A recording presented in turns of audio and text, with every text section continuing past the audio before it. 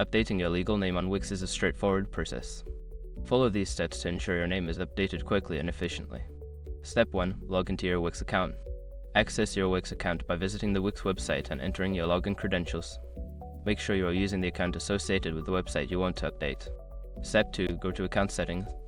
Once logged in, navigate to the dashboard. Click on your profile picture or the account icon in the top right corner, then select Account Settings from the drop-down menu. Step 3. Select Personal Information. In the Account Settings menu, find and click on Personal Information. This section contains all the details associated with your account, including your legal name. Step 4. Update your name. Don't continue before doing this. A lot of online accounts end up exposed to breaches without people even realizing it.